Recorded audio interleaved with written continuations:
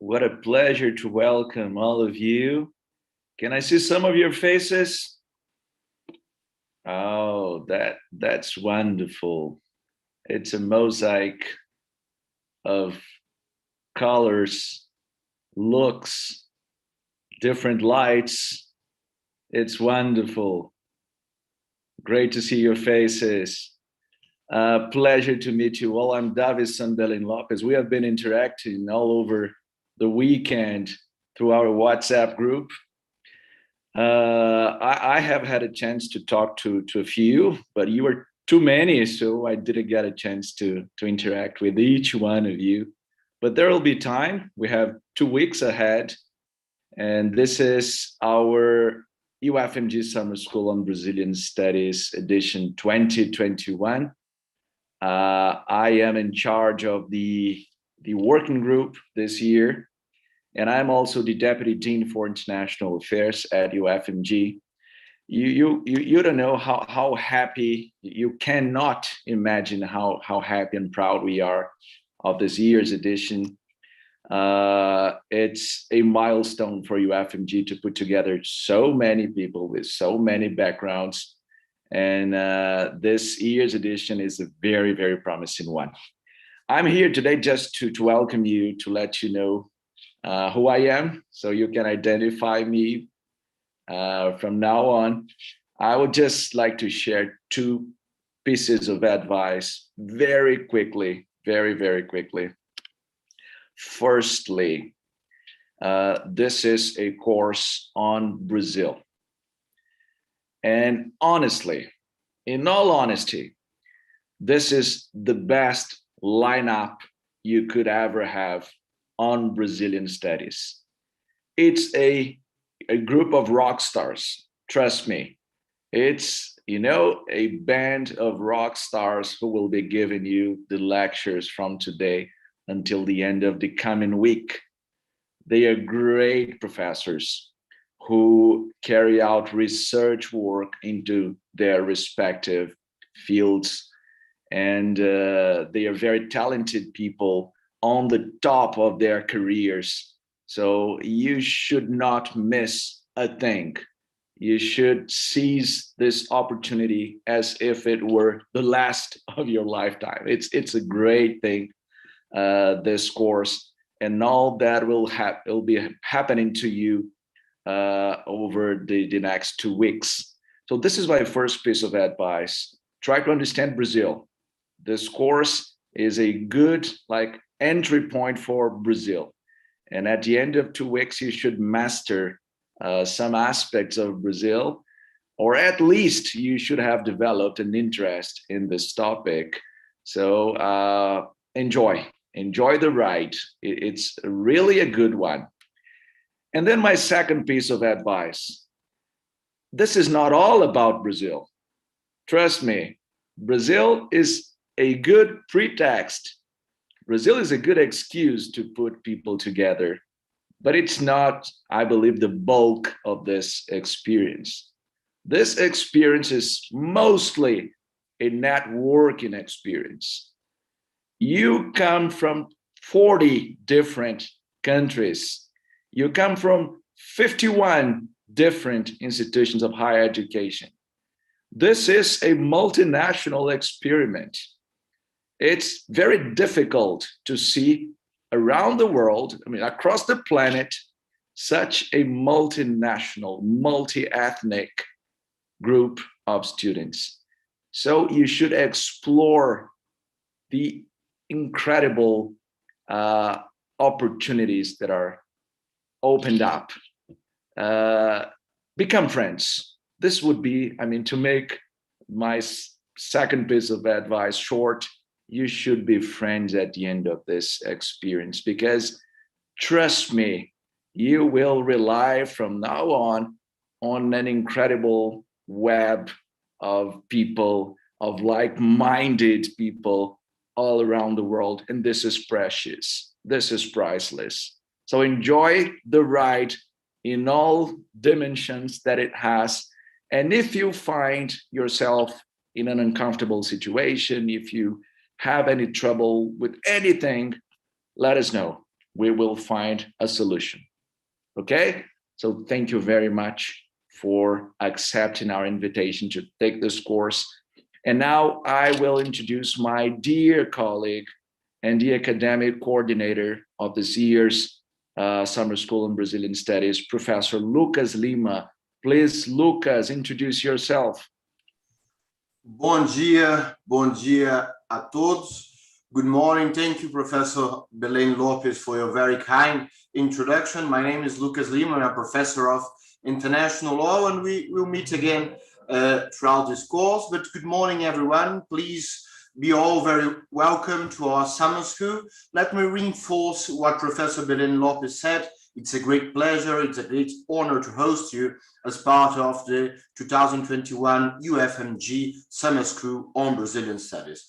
At the same time that you have expectations for the classes and activities, we professors, we are looking forward to know you, to interact with you, and to show the excellence of the team of the UFMG. Let me also share 2 pieces of advice, so you leave this lecture with 4 pieces of advice before the beginning of the course. The first is homework. Prepare your Twitter homework with a hashtag of our course immediately after the course. This is an advice, it's not compelling, but this will help you. This will help us to verify who is here, who attended the course, how the course is moving on.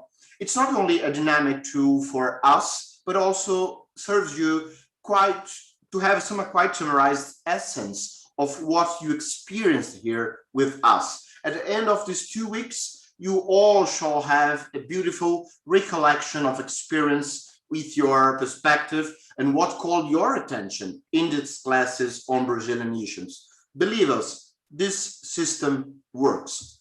The second advice is enjoy the activities we carefully planned and prepared for you.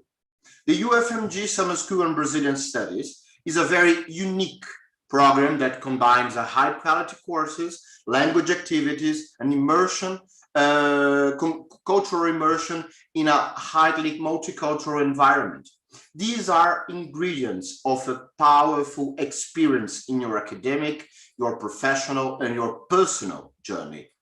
And the most important thing, you decide the level of engagement you will have with the content of the course, with your bright colleagues from every corner of the world, and with the riveting and sometimes paradoxical experience that it's called Brazil. We'll meet again tomorrow at the movie club and next week in the Brazilian Foreign Affairs lecture. For now, I will leave you with the subtleties and the particular features of the Brazilian history, fascinating as it is. No one better than Professor Scopacasa to guide you in this journey. Bem-vindos, bem-vindas, bom dia e obrigado. Thank you very much, Professor Lima. And as we do every year since 2017, I keep stealing from Professor Scopacasa 10 minutes at the beginning of his lecture, but I promise to give it back to you, Professor. At the end, you all will be given a 2-hour lecture by Rafael Scopacasa. You could not be in better hands. Professor Scopacasa will be now giving our history class, the first of a series of 10. So enjoy as much as you can, and anything, just let us know. Have a good day. Professor Scopacasa, the floor is yours. Thank you very much, Professor Lopes and Professor Lucas Lima for introducing me to this year's team. I'm really happy to be here. Hello, everyone. Good morning, good evening, good afternoon, wherever you may be. First of all, well, I'd really like to thank the organizers for putting this together. It's always such a huge pleasure to be here and talk to you about Brazilian history. Now, I'm going to start sharing my presentation, and I hope it all goes according to plan. So just bear with me for 1 second. There we go. So you should be seeing the title screen, which is Brazilian History. I can't, for some reason, I can't see the Zoom screen, so I'm assuming that you're all hearing. Yeah, it's perfectly visible. Yes. Oh, okay, great. Thank you, Davison, because I can't see the Zoom screen. But anyway, let's proceed. So as I was saying, it's a great pleasure to be here and talk to you about Brazilian history. I should say straight away that I'm not a Brazilian history expert. I'm actually an ancient history person, more specifically Roman history. But it's certainly been very exciting. It's always very exciting to come back to Brazilian history. The summer school really gives me this opportunity to do this. So to come back to Brazilian history, and I'm certainly very keen to discuss some of it with you today. I'm going to be talking for about an hour or so, and then I'll leave the rest for questions and discussion. So as you may know, history is all about time, right? It's all about the passage of time. And in the 1940s, 1930s and 40s, a French historian named Fernand Braudel came up with a very important idea that had a huge impact on how we historians think about time. According to Braudel, when it comes to human societies, time just doesn't flow always at the same rate, okay? Rather, he believed that there are different layers or levels of time, if you will, which move at different speeds.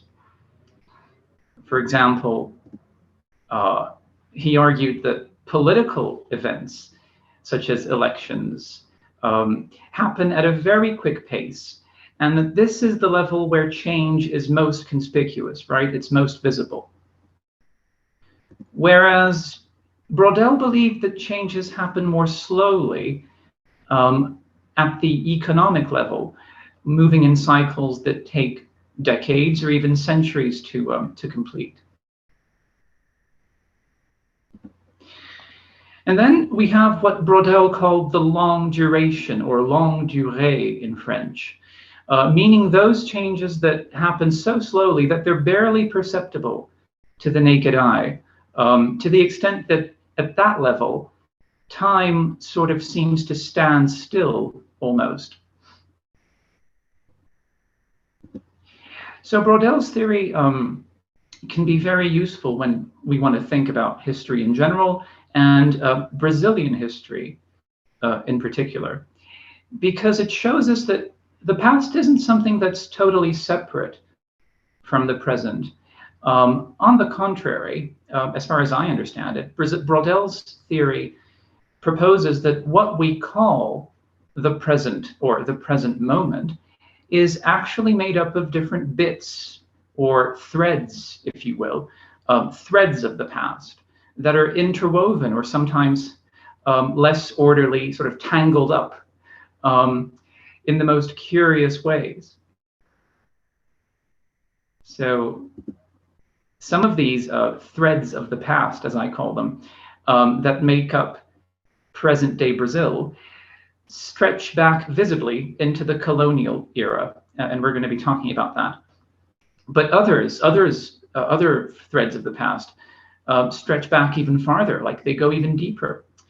And they all relate to issues such as slavery and racism, social inequality,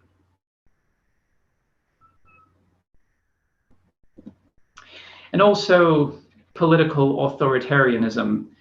This Vargas character is the one with the cigar. We'll get to him later on.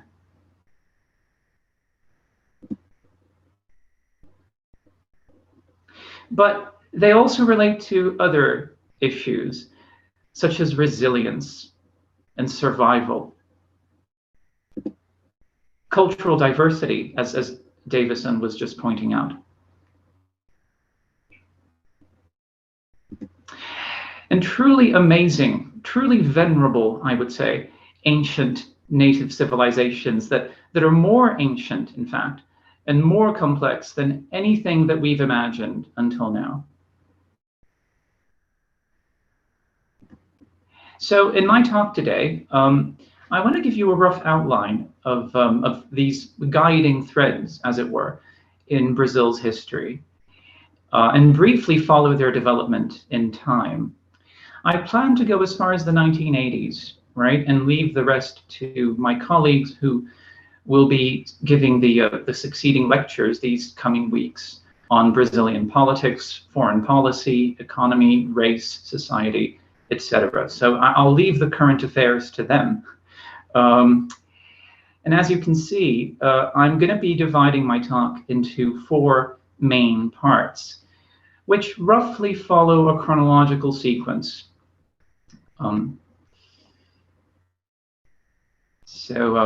Starting with the so-called pre-Columbian period, or pre-colonial period, that stretches back into the deep and still somewhat mysterious past of South America.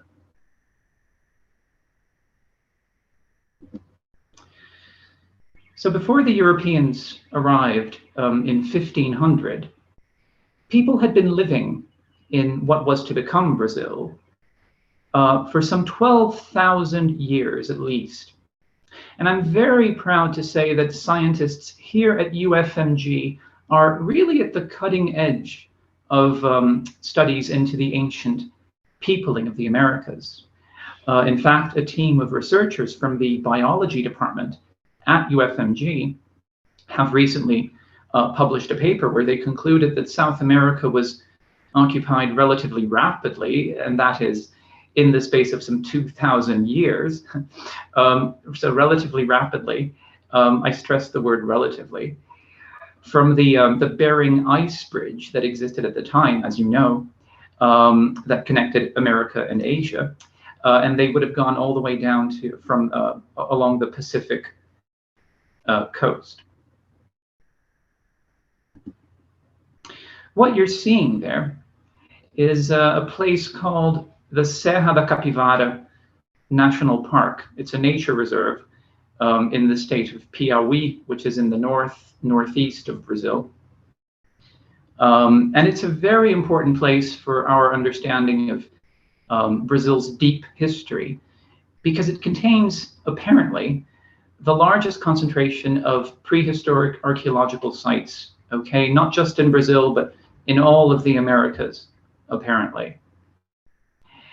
And we know that this area of Serra da Capivara was already occupied as early as 12,500 years ago, it would seem, according to the latest estimates. And these ancient, truly ancient inhabitants apparently didn't have any writing of their own, but they did leave us some amazing testimonies in the form of visual representations, rock art to be more precise. And these scenes depict a wide range of, well, we have a wide range of scenes, some of which are difficult, but also fascinating for us to try and interpret. This one that you're seeing, for example, it's actually a rather famous one of these Serra da Capivara rock art scenes, and it might, as you can see, it might depict some sort of hunting scene with possible depictions of megafauna, if we assume that the depiction is to scale, which is not necessarily the case, of course, but if we assume that, then the animals could be a depiction of megafauna, which, as you may know, were those very large animals, those very large mammals that apparently roamed South America at the time. And many of these scenes apparently depict collective events, like collective celebrations of some sort. It's difficult to tell exactly what's going on most of the time. Whereas this one is known simply as the kiss.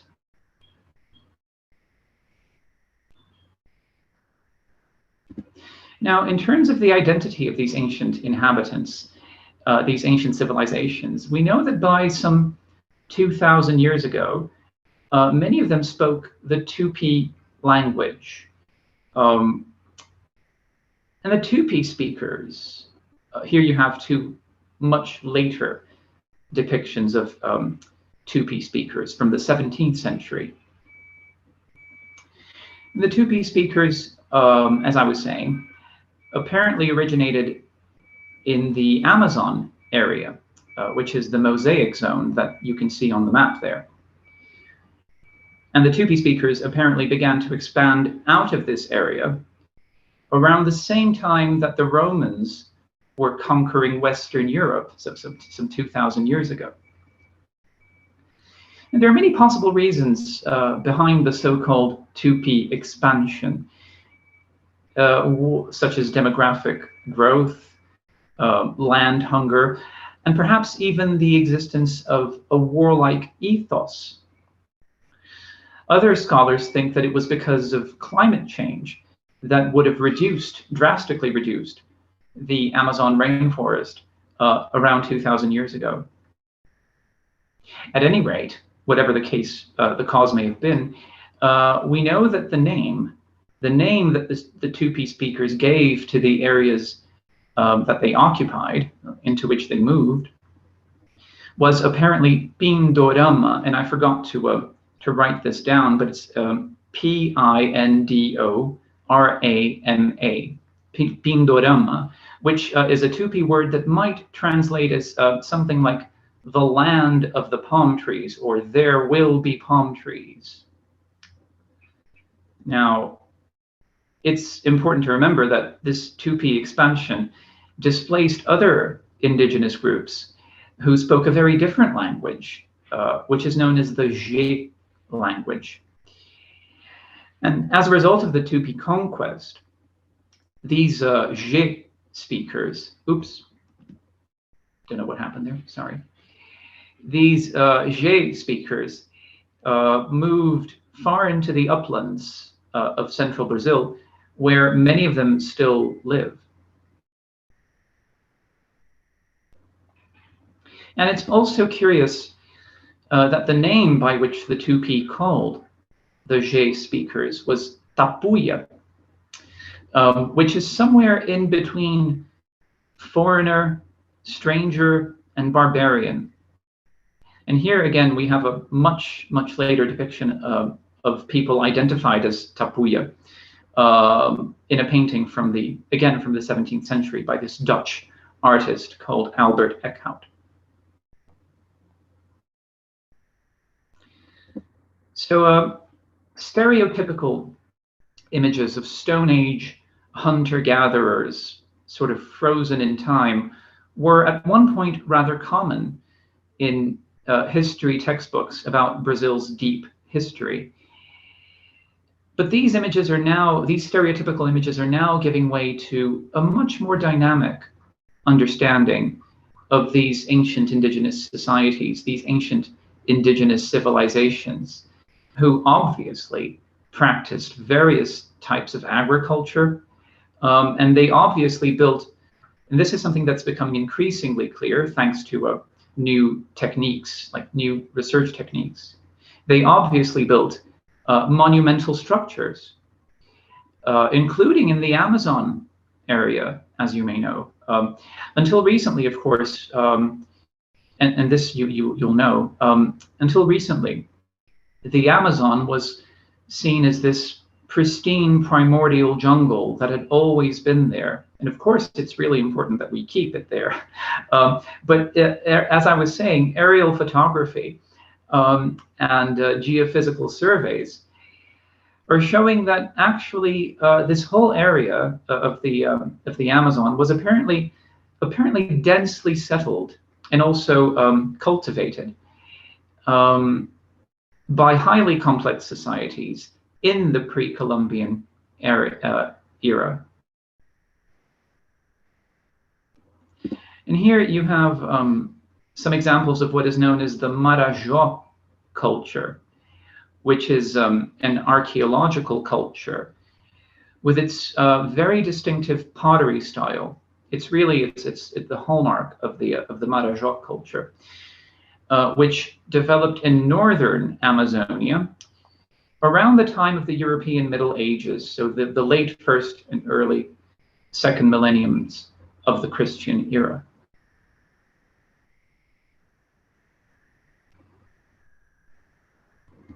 But of course, the arrival of the Europeans marked a whole new era in the history of these ancient civilizations.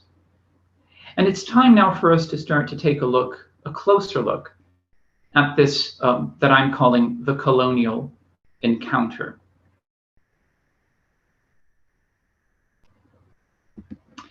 So by the time the Portuguese arrived in Brazil in April 1500, Portugal had a thriving commercial empire that spanned the entire globe, with outposts in Africa, India, and all the way to Ming, China, and Japan. By that point, as you may know, the Portuguese had just discovered the ocean route from Europe to Asia via the African coast. And the Portuguese crown was certainly reaping the benefits of this by controlling the spice trade between Europe and Asia, between Europe and the East.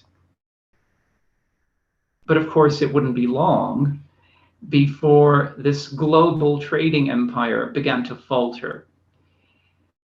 By the mid-16th century, let's say the second half of the 16th century, Portugal was already being superseded, right, by other European nations that joined in the race, as it were, chiefly Spain and also the Netherlands. And this helps to explain, to some extent, why it was that the Portuguese crown decided to focus its efforts on Brazil at around that time. So it wasn't until 1530, the 1530s, that the first efforts to occupy and settle Portuguese South America, what was to become Brazil, began. And this is, it's worth pointing out that this that you're seeing might well be the first mapa mundi, world map, that shows the Brazilian landmass, which you can see on the bottom left corner there. By the way, the Portuguese initially thought that Brazil was an island.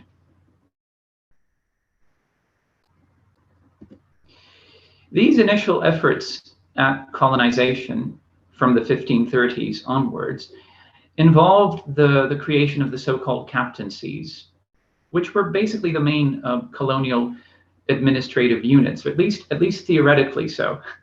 And it's interesting to note that the Portuguese, in good nautical fashion, because they were a nautical nation, so in nautical fashion, they marked off these slices of territory, which are basically like the captaincies, as you can see, are like slices of territory.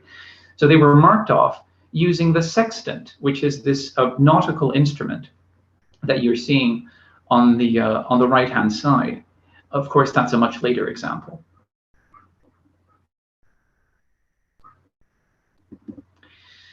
It would be fair to say that in the eyes of the Portuguese crown, Brazil was basically a rather large and attractive cash cow, right? Which was there to be exploited as much as possible with as little effort as possible. So this made for some very predatory colonization, as you can imagine. And in a sense, and I say this with some degree of exaggeration, and if my Brazilian history expert colleagues were here, they would be really taken aback, but I'm going to say it anyway. In a sense, the entire colonial period, at least as far as I see it, can be sort of summarized as a series of exploitation-driven economic booms. First, you have the sugarcane and tobacco booms, like that came with the sugarcane and tobacco plantations that concentrated on the coast from north to south, and which obviously employed slave labor, slave labor, mostly that of enslaved Africans, but also some indigenous people too, and we're going to get to that in a minute.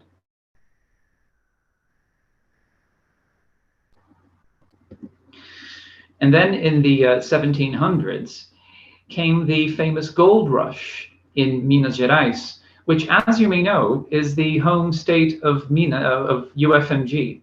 It's where UFMG is based, and from where I am currently speaking. And this 18th century gold rush was followed by the rubber boom in the Amazon, and of course the coffee boom in Sao Paulo, further south.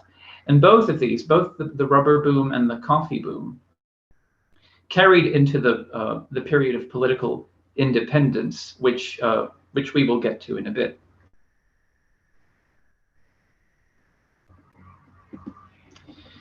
Now, as I was saying, Brazilian history, of course, is a lot more complicated and certainly a lot more interesting than what I just said. But for one thing, I think it's important. For one, think it's important that to note that in many respects, the colonial era, what I'm calling the colonial encounter, sort of foreshadows, in many respects, it foreshadows the ways in which modern Brazil would function, especially from a social and economic point of view. For example, the slave society that developed as a result of this colonial encounter is arguably at the root of the social inequality issues, the social inequality problems that plague Brazil to this day, as I was mentioning at the earlier on at the beginning of my talk. So it's interesting to see how these things play out, as it were. So now that I've given you a really, really rough and heavy-handed outline of the colonial period in general, in the space of a few minutes, I propose that we move in a little bit closer and look at some of the people who were involved in this colonial encounter and how they coped, right? It's interesting to see. I think this concept of coping is a really useful one when thinking about the historical agents that were involved in all of this. So let's begin with the indigenous societies that we were just discussing. Now, we know that many indigenous peoples either intermarried with Portuguese colonists, who, by the way, were mostly male. So many of the indigenous peoples either intermarried with the Portuguese colonists or they moved into colonial settlements, such as the plantations where sugar, tobacco, and spirits also were produced from the mid-16th century onwards.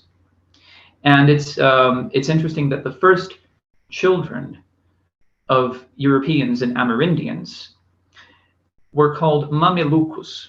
And this is a term that roughly corresponds to the Spanish word mestizo, with which you might be familiar. And this word mestizo was being used at the time, also in the 16th and 17th centuries, of course, in the Spanish colonies of South America and also Central America. And this process of intermarriage, which by all accounts was really, really intense, helped form the demographic basis of Brazil's population, of course, although the African contribution was also key, as we will see in a bit. But just to give you an idea, today it would seem that genetic research suggests that modern Brazilians, all modern Brazilians, are on average 8% Amerindian,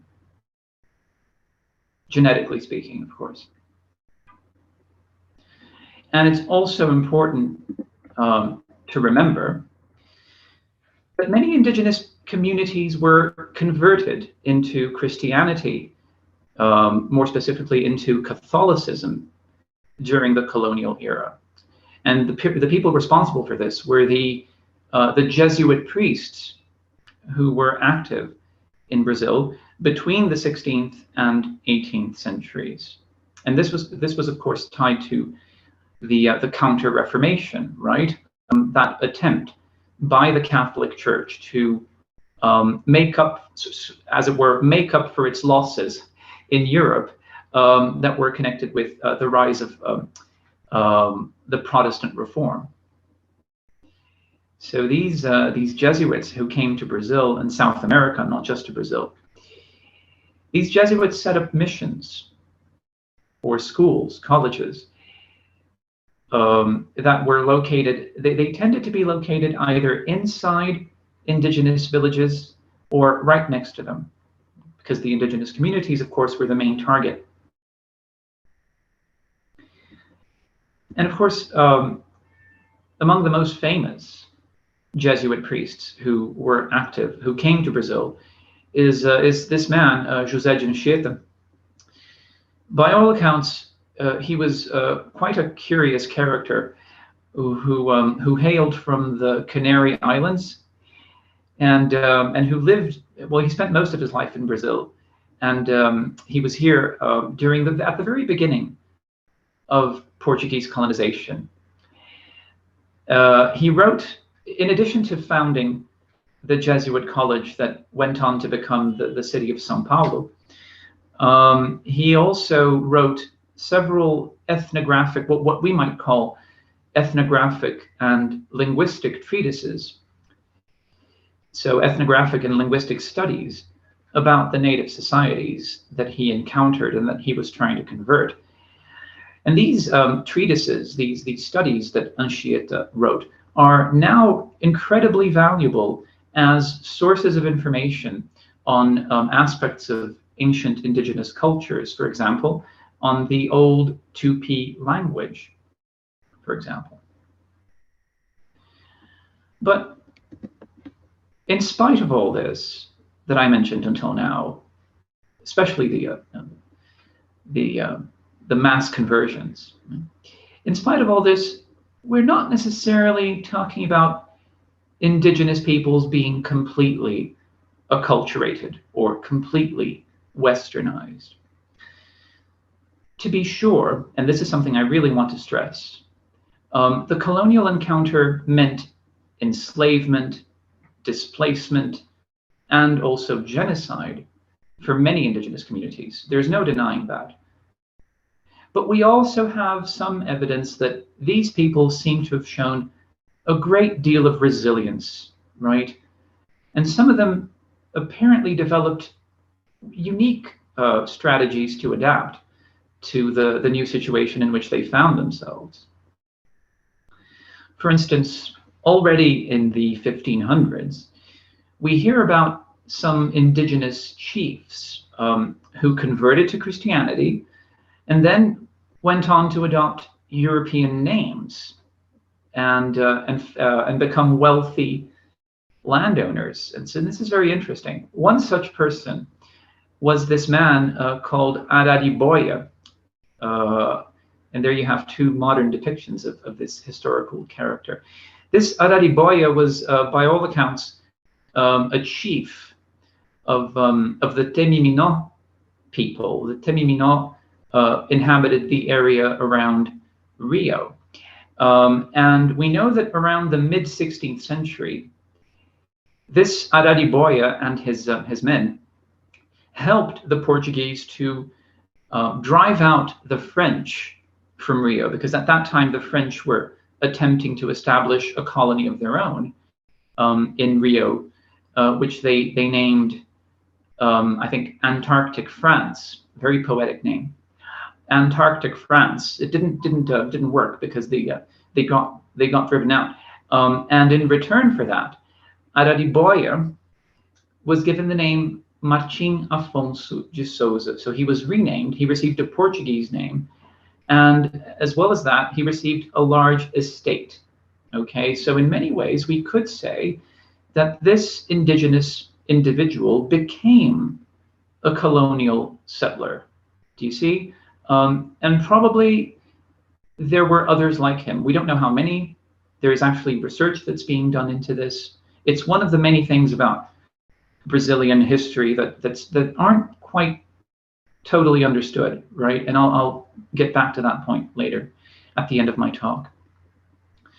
For one thing, Arariboia and his descendants probably learned to speak Portuguese.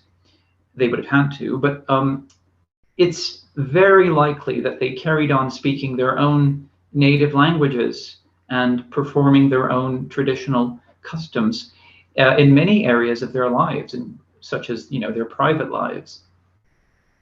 And as usual, it's really difficult for historians to get to people's private lives in the past. It's a lot easier to see public, people's public faces and public behaviors, not so much the private side. I think that's an issue that affects history in general. And one interesting piece of evidence that points in this direction that I just signaled is the fact that all the way down to the 19th century, so not too long ago, the main language that was spoken in many parts of Brazil was apparently not Portuguese, but rather Nhengatu. And Nhengatu is a Tupi word. Remember the Tupi? So it's a Tupi word that means something like general language or lingua franca, if you will. Right? So it consisted of elements chiefly from the Tupi language, but not exclusively. But sadly, Nhengatu as a language, as a spoken language, died out in the course of the 19th century. It was stamped out because efforts were being made at that point to Europeanize Brazil. But these efforts at Europeanizing Brazil were not completely successful, as you can see. On the screen there, you have some examples of Nhengatu words, which are still very conspicuous in modern-day Brazilian Portuguese. For example, the word capivara, which is shown on the right-hand side, the top right-hand side. As you may know, the capivara is the largest member of the rodent family, and it's native to South America. We have loads of them here in Minas Gerais, as well as throughout Brazil. They're very conspicuous. As well as the word mingau, right, which you can see sort of towards the left-hand side at the top, mingau, which would be a kind of porridge. And also cuia, right next to it, in the center. A cuia is something like a bowl or a gourd. Right? It can be either of those things. So that is evidence of, again, persistence, survival, one of those guiding threads that I mentioned at the beginning. It was not uncommon for indigenous communities to side with the Portuguese and other Europeans against other indigenous peoples. This is something that happened quite often in the colonial era.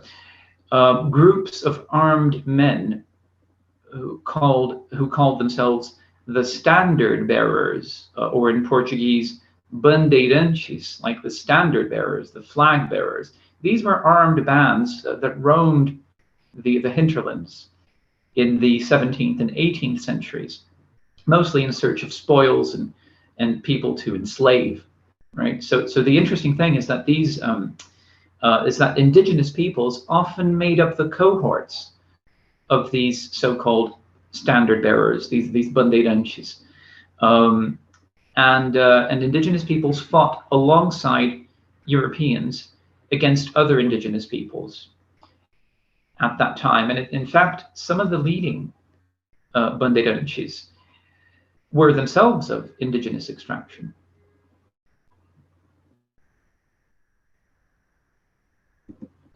So up until now, we've talked a little bit about the indigenous peoples and how they coped.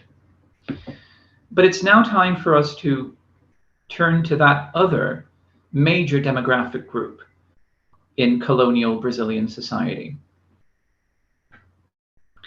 Brazil, as you may know, received more Africans through the Atlantic slave trade than any other nation in the world. Right? It's no exaggeration. Just to give you some general figures, which you may already know, an estimated 10 to 12 million people, 12 million Africans, were forcibly brought to the Americas between 1500 and 1880. The Caribbean area received apparently around 48%, and Brazil approximately 41%, which means something like 4 million souls, okay? Whereas the US received apparently only 5% of the total, which would be something like 465,000.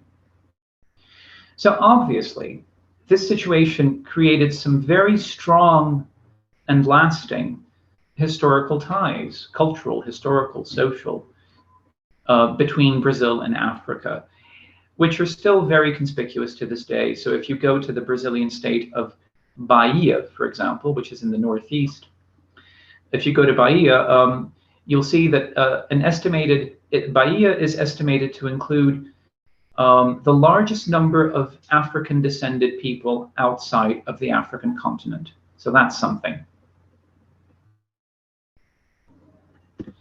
Most of the Africans that were forcibly brought to Brazil came from Angola, what is now Angola, and also the Congo region. And the ocean crossing was, by all accounts, absolutely cruel and inhumane. An estimated 15% of the people died during the journey, didn't make it. And those who did manage to survive the journey, the ocean crossing, were bought and sold as soon as they arrived. They were bought and sold in markets.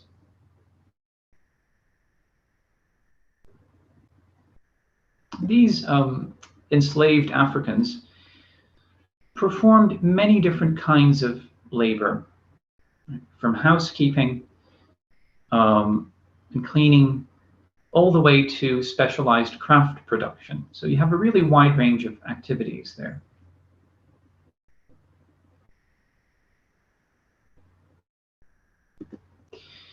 However, the vast majority of the enslaved Africans were put to work as laborers in the sugarcane and tobacco plantations that developed on the coast from north to south. And here you have a 17th century engraving of a sugar mill near Pernambuco, in Pernambuco, again in the northeast of Brazil, the northeastern region. And you can just about make out, if you look closely, and if you maximize your screen, I forgot to say this, but it's a good idea for you to try and maximize your screen so you can see the details like of the images that I'm showing you. So do that if at all possible, I recommend it. And if you look closely, you'll just about make out some depictions of enslaved workers. All right. Again, this is a Dutch image. It's a Dutch engraving, and you'll notice that it's I think the fourth or fifth Dutch scene or Dutch image that I'm showing you, and that's because the Dutch managed to get a hold of to occupy northeastern Brazil during the 17th century, sort of between 1620 and 1650. They were temporarily based there. They temporarily managed to occupy part of the northeast of Brazil and exploit it, much as the Portuguese had been doing in the 17th century. So that's why you get all these Dutch artists and Dutch engravers depicting scenes that refer to colonial Brazil. The Dutch were eventually driven out in around 1650.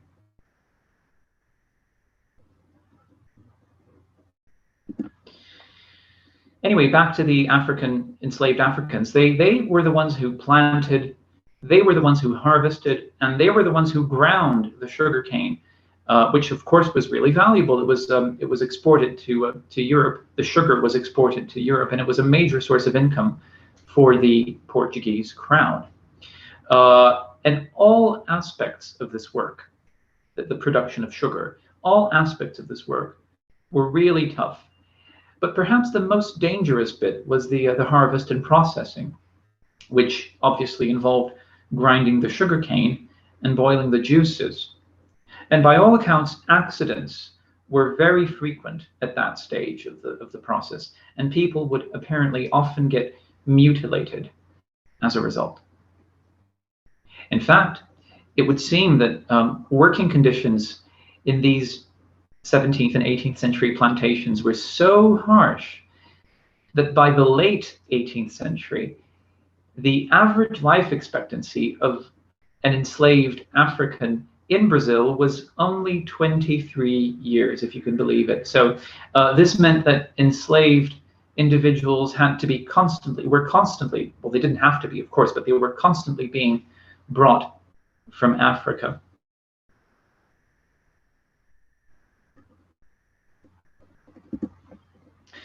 By the time we get to 1700, though, huge amounts of gold and also huge amounts of diamonds were discovered in the area that's now the state of Minas Gerais, again, which is where UFMG is based and from where I'm currently speaking to you.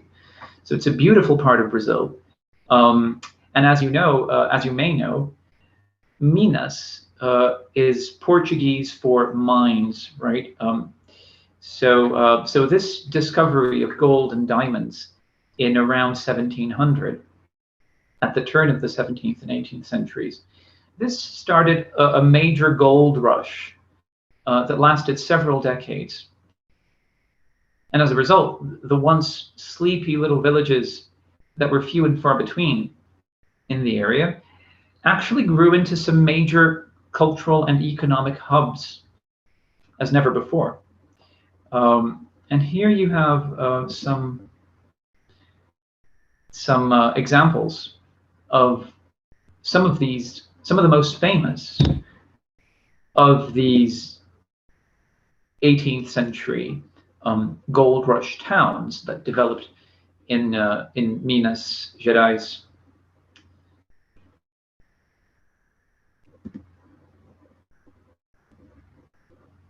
Right. Very distinctive type of architecture. Notice the Baroque churches as well. And of course, speaking of Baroque churches, the bulk of the gold that was wrested out of the Minas Mountains obviously ended up in Portugal, right? And here you have a very lavish example of an 18th century Portuguese church that displays quite a lot of golden architecture, as you can see.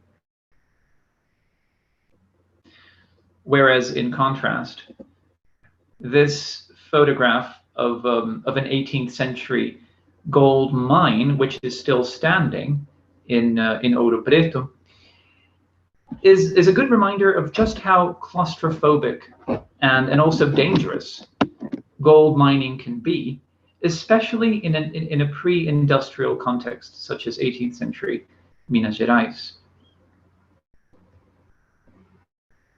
Now, one thing that's interesting is that historians agree, the specialists who study this period of Brazilian history seem to agree that the gold rush society that developed in Minas Gerais was somewhat more dynamic, shall we say, than the societies that developed around the sugar and tobacco plantations on the coast.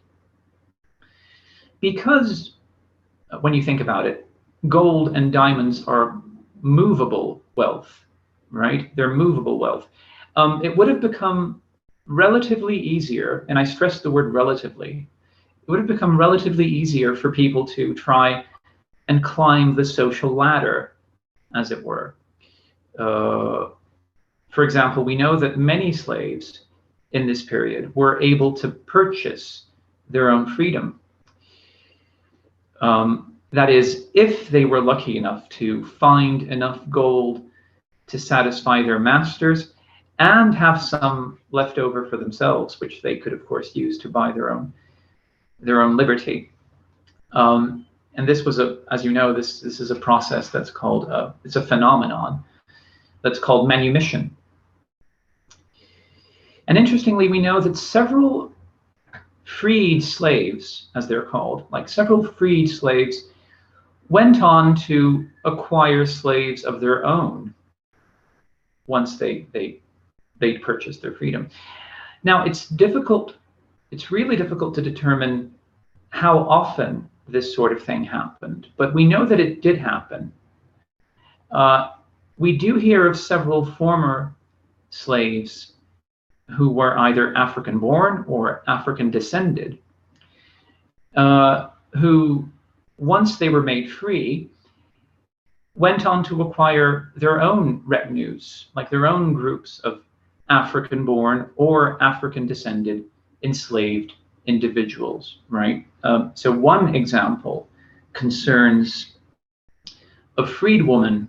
One example that's slightly better documented is it refers to this freed woman called Bárbara Gomes de Abreu y Lima. That is not her, by the way. That's just a depiction of a freed woman from the turn of the 18th and 19th centuries. But Barbara may well have looked like that. Now, not only did Barbara reside in prime real estate, she had a house facing the main church of the town of Sabará, which is one of those gold rush towns that I showed you just now. So her house faced the main church. That's no small thing. In addition to that, we know that she was the owner of a total of 7 slaves, as well as gold jewelry and silverware. So a professor here at UFMG, a colleague of mine from the history department called Eduardo França Paiva, wrote a very interesting book, and you have the cover there. He wrote this very interesting book where he suggested that, where he discussed the case of Barbara, and he suggested that women such as Barbara may have been seen as a sort of role model, even, by other enslaved individuals of the time. And it's a really interesting suggestion. Now, whatever we choose to make of this story, this particular character, Barbara, her case is interesting. I think it's a reminder of 2 things. First, it reminds us of just how complicated the Brazilian slave society actually was and how it functioned, okay? And secondly, it's important because it's perhaps also an indication that one of the long-lasting outcomes of the colonial encounter was the development of what we might call a slave-owning culture, if you will, right? A slave-owning mentality in Brazil, which was a culture or mentality that apparently pervaded all levels of colonial society, infiltrating the minds of people regardless of their social class. And that's, if true, that would be really interesting. It would explain a lot. Even infiltrating the minds of people regardless of their social class, even those who were at the very bottom of that social hierarchy. Now, that said, and I really recommend Professor Paiva's book to whoever is interested in this topic.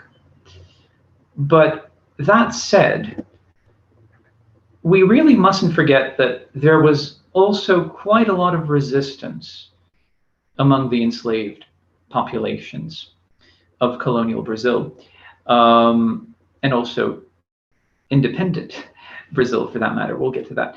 Runaway slaves usually gathered in hideouts that were located sometimes far into the hinterland. Some of these hideouts developed into actual towns. And these towns were known as quilombos. it's important to note that nowadays there's an official status that's recognized by the Brazilian government, the status of Quilombo remnant, okay, which is it's a status that's given to certain communities that probably originated as enslaved hideouts of enslaved individuals that developed into towns. One of the most famous slave revolts in Brazilian history is the so-called Malay Revolt of 1835. And these Malay were enslaved Nigerians who had been taken to Bahia, that state that I mentioned earlier, that houses the largest number of, is estimated to house the largest number of African-descended people outside of the African continent. So these were Nigerians who were taken to Bahia, and they were literate. In fact, many of them brought over their own copies. They had their own copies of the Quran. So they were literate, they were Muslim, and apparently their plan when they rebelled in 1835 was to create a sort of Islamic state in Brazil, smack in the middle of Brazil. But they didn't get as far as that, because the rebellion was soon crushed. The Malay Revolt was soon crushed. But by that point, 1835, Brazil had already gained political independence from Portugal. Right? And not only that, but also efforts were being made to really push the country into a new era, the new era of liberalism and industrial capitalism, industrialization. Right? So I think now it's time for us to move into the third part of the talk and take a closer look at this modernization attempt in a bit more detail. Now, I should start by saying that because of its peculiar historical trajectory, as you'll have noticed by now, Brazil's pathway to modernity has been somewhat unique, shall we say.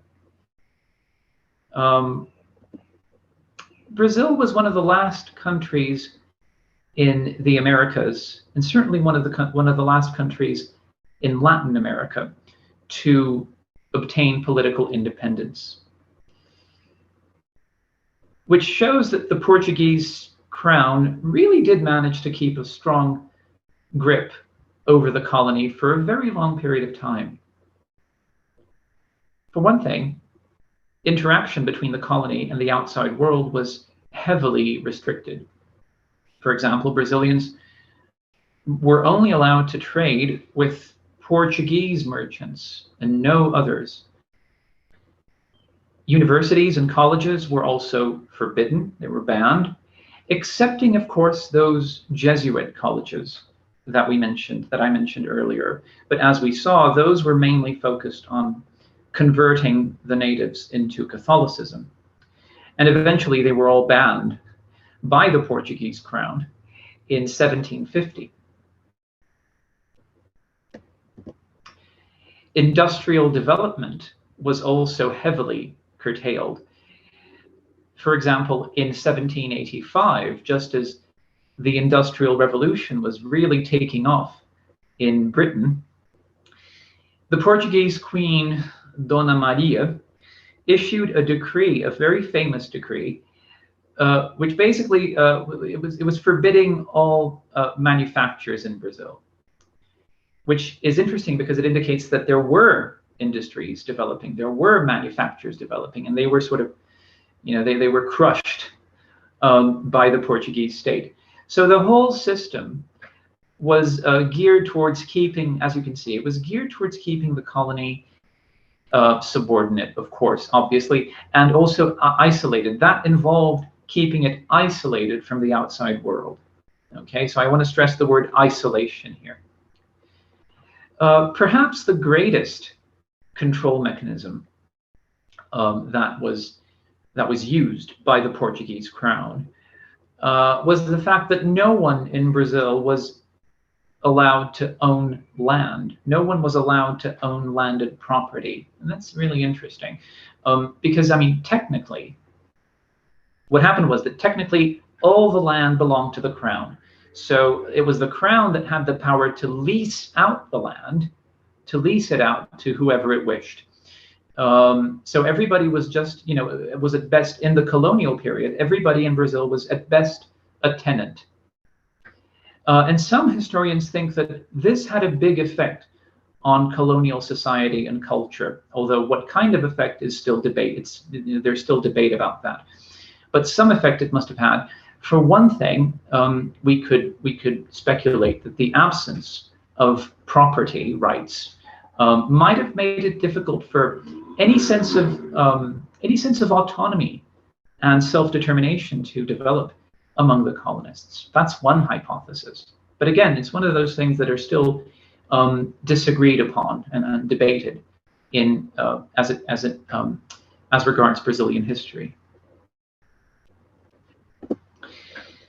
Now, all of this that I just said explains why the lead up to Brazilian independence was directly connected with the weakening, right, the faltering of the Portuguese crown in the early 19th century, owing to the rise of Napoleon, mostly. So basically, just to sum things up, when Napoleon invaded Portugal in 1808, the Portuguese crown, the Portuguese royal family decided to, shall we say, relocate strategically to Rio. They went to Rio. They were escorted by the Royal Navy, the British Royal Navy, and they went to Rio and they set up court in Rio.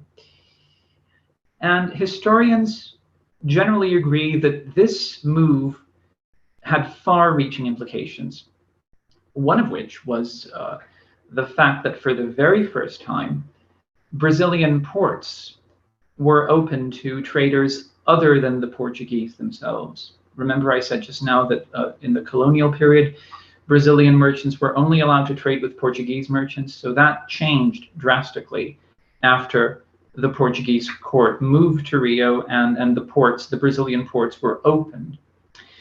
Now you can start, I'm sure that many of you are starting to connect the dots, as it were, at this point. And it'll be no surprise that when I say that the British were the ones who were quickest to take advantage of this, right? They were the ones who were soon, like they quickly took advantage of the opening of the ports. And very soon, the United Kingdom was Brazil's main trading partner.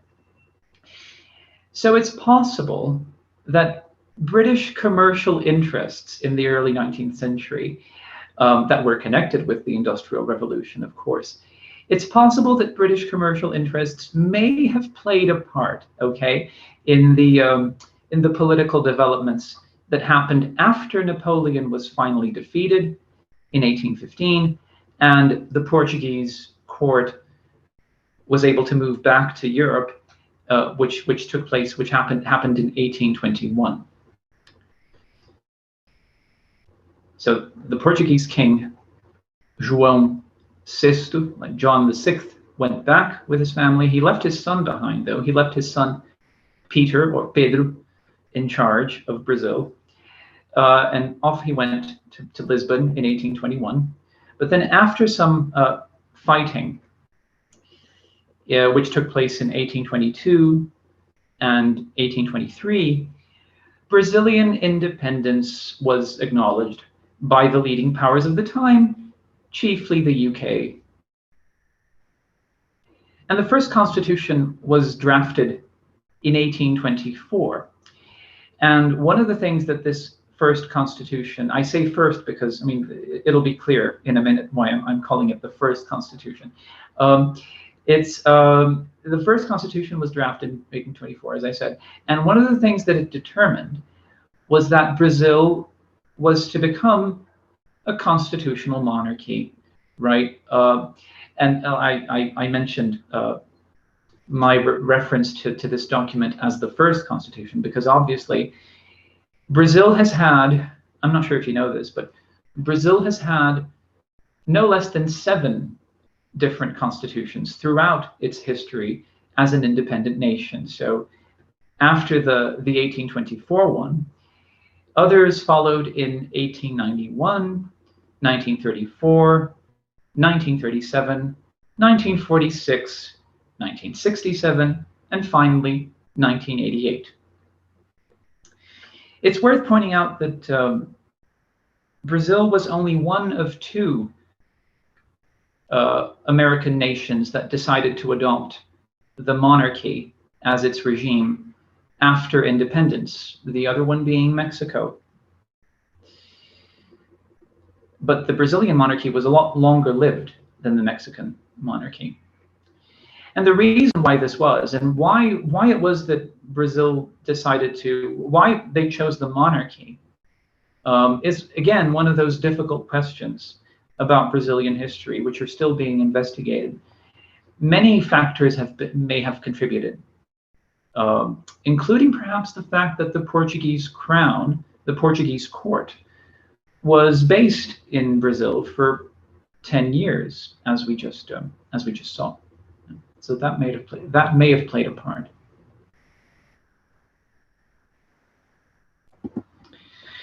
At any rate, one of the most remarkable things about the 1824 Constitution is that it was relatively inclusive. And I really want to stress the word relatively, in the sense that any free or freed person was, at least theoretically, entitled to citizenship, regardless of their race, right? Which is something that contrasts slightly with the kind of thing that we see happening in the US at around the same time, where we have a kind of a more heavily race-based system of exclusion. On the other hand, the 1824 Constitution excluded slaves and also indigenous peoples from citizenship, on the grounds that the indigenous peoples weren't civilized, according to that concept of that 19th century European concept of civilization, which was really, extremely warped and flawed. But it was also the 1824 Constitution was also exclusionary from a socioeconomic point of view, in the sense that only the wealthy were allowed to hold public office. So this, as you can see, was a very much oligarchic constitution that placed political power firmly in the hands of a landed gentry. And indeed, this oligarchic aspect of Brazilian politics continued well into the 20th century, and some would argue even to this day.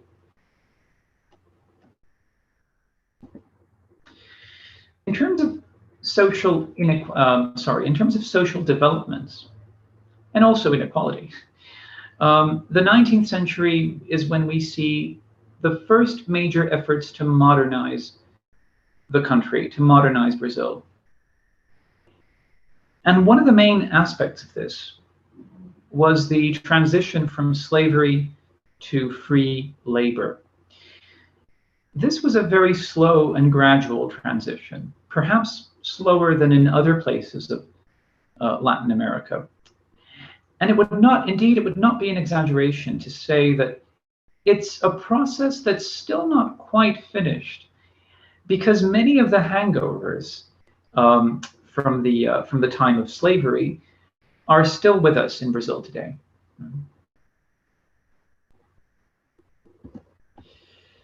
We know for sure that even after the British government formally abolished the slave trade, the Atlantic slave trade, in 1807, enslaved Africans kept on being brought to Brazil in huge numbers.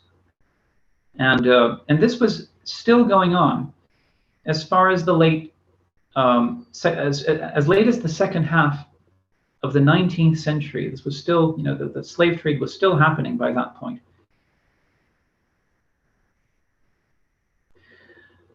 But at that stage, there was something else that was happening too. The arrival of European immigrants in Brazil was really starting to gain momentum. So just to give you a general idea, between 1884 and 1959, an estimated 4 million or more people from Europe and the Near East came to Brazil as immigrants. So these mainly came from the European ones mainly came from Portugal, of course, but also Spain, Italy, and Germany, whereas the Near Eastern ones hailed from Lebanon mostly. The bulk of these European immigrants who started arriving from the mid-19th century onwards in huge numbers, the bulk of them settled in the southern and southeastern regions. So from São Paulo down. And like I said, many of them were Italians, and these Italians, who mostly came from the south of Italy, which is an interesting contrast with what you see, again, thinking of a parallel with the US. In the US, we know that many of the Italian immigrants came from the south. Yeah, actually, what I said earlier was incorrect. In the US, you get lots of southern Italians as immigrants. In Brazil, on the other hand, most of the Italians who came to Brazil were from the north of Italy, from Veneto in particular. So these the Italians tended to concentrate in São Paulo, while Germans and also some Italians settled in the more southerly states of Paraná, Santa Catarina, and Rio Grande do Sul. If you get a map, then you might be able to make sense of these names.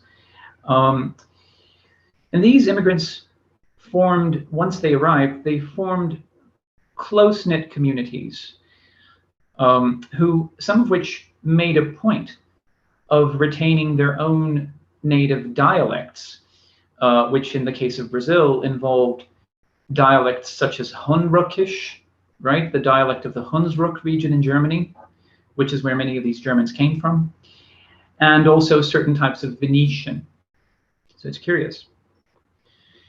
And of course, European immigration was sponsored heavily by the government, which was really interested in Europeanizing Brazilian society as much as possible at that stage.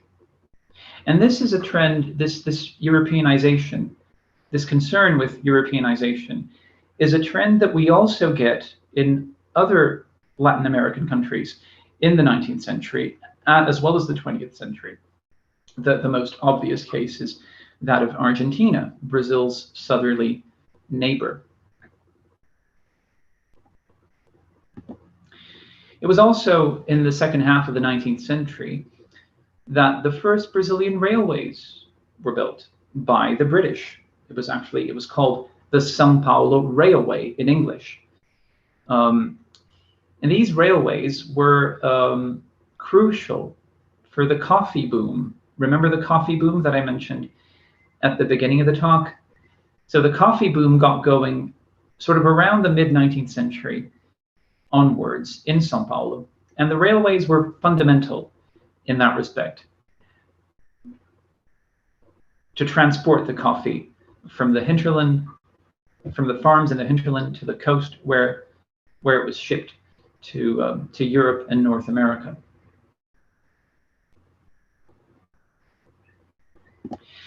It was coffee that financed the absolutely astonishing urban growth and industrial development of São Paulo. São Paulo, until that point, had been one of those sleepy little villages that I've often referred to in my talk. One of those sleepy little villages that formed in the colonial period, but it really transformed. It really underwent metamorphosis from 1870, 1880 onwards, to the extent that, by the time we get to the 1920s, it was already, a metropolis, certainly by Brazilian standards. And as you may know, São Paulo is currently one of the biggest cities in the world, and it's also the main economic and cultural hub of Latin America. So we could say that in terms of modernization, São Paulo really is one of Brazil's biggest success stories, as it were.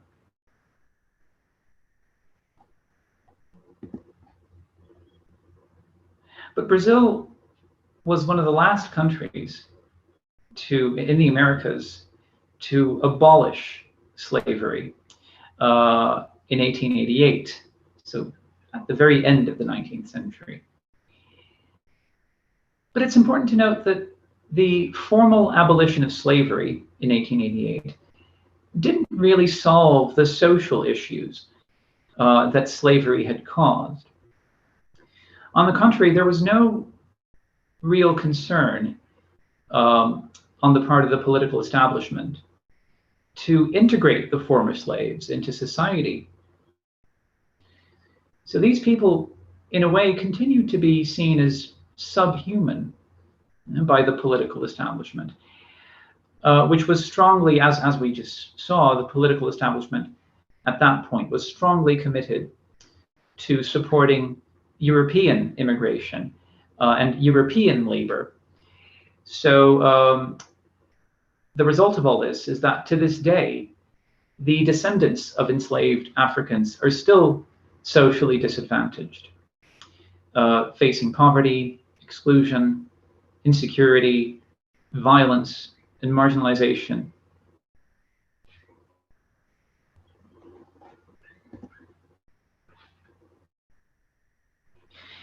And the situation didn't really change much after the constitutional monarchy was overthrown in 1889 and a Republican government put in its place. It was this first republic, as it's known, or it's also known as the Old Republic. It was this regime that ran Brazil from 1889 to 1930. And of course, it'll come as no surprise to you when I say that it was practically monopolized by the coffee moguls, the coffee barons of São Paulo.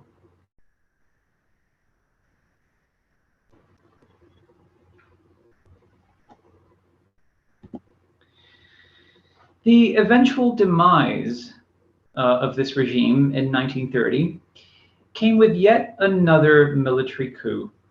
I should have pointed out that that the installation of the Republic, of the First Republic, in 1889 was also the outcome of a political coup, of a military coup.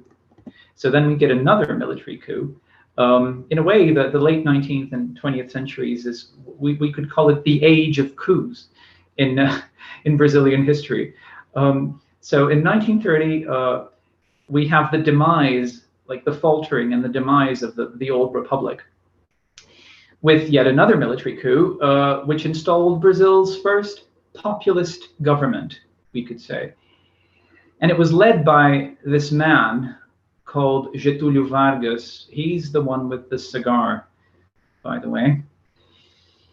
This man, Vargas, is quite an interesting character. He, on the one hand, he was responsible for some key social reforms, okay?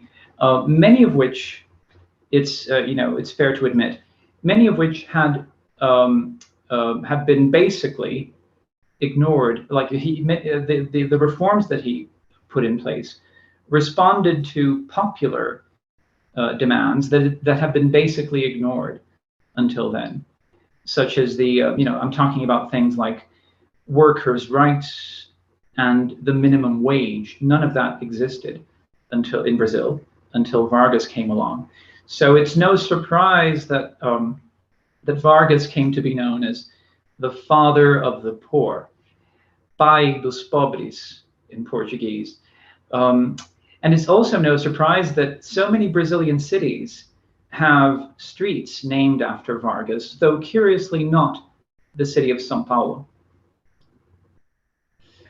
But it's possible that Vargas wasn't doing all of this out of the goodness of his heart.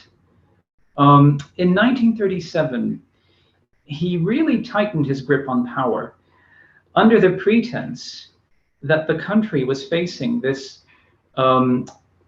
Jewish communist conspiracy, which of course turned out to be a total hoax in the end. But it served as an excuse for Vargas to shut down Congress, ban political parties, and suspend civil liberties.